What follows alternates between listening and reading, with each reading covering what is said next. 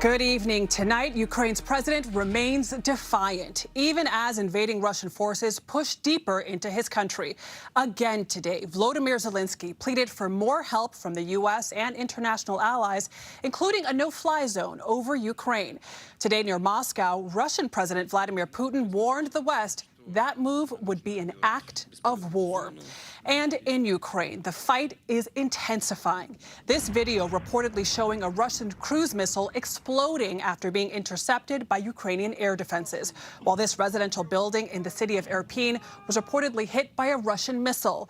There are new images today of the mass exodus. These people huddling for safety among the ruins of a bridge. Roughly 1.4 million Ukrainians now refugees outside their country, the largest humanitarian crisis in Europe since World War II.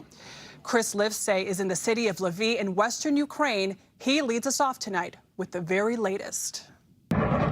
Russia thought the invasion would be over swiftly. That was before their jets were plummeting from Ukrainian skies to the cheering of locals. This downed pilot was asked his rank and unit details by his captors. In the face of impossible odds, Ukraine's resolve has shocked the world and frustrated the Russians into using banned weapons like cluster bombs, NATO says. Russia claims they're not hitting civilians, releasing videos of missiles launching at precision targets. But on-the-ground evidence tells a different story. This is a nightmare. How is this possible? This woman cries in the northern city of Chernihiv. Just look at this. Even nuclear power plants aren't safe. U.S. officials said the world narrowly avoided a catastrophe during Russia's siege of Europe's biggest nuclear facility. It could have been 10 times worse than the Chernobyl disaster, according to Ukraine. In this video, an operator can be heard demanding the Russians stop attacking. You are endangering the security of the whole world, he repeats. All of it sparking Europe's worst humanitarian crisis this century. More than 1 million refugees have fled the country, and the UN fears more than 4 million people, about 10% of the Ukrainian population, could be displaced in the coming weeks.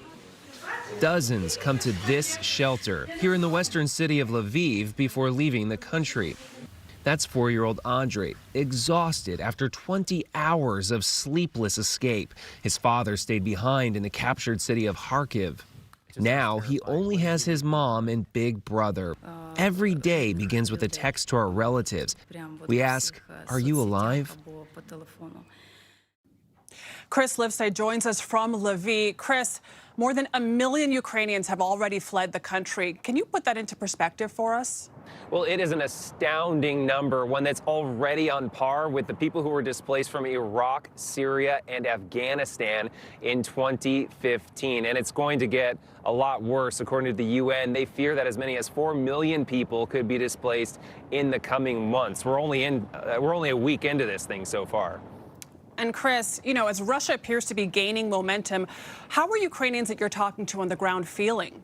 They have remarkably high spirits. They think they're going to win this David and Goliath conflict, despite being outsized and outgunned in every way by the Russians. One person I interviewed yesterday said, "We have more faith in our military than the Pope has in God." Chris Livesay in Lviv, thank you.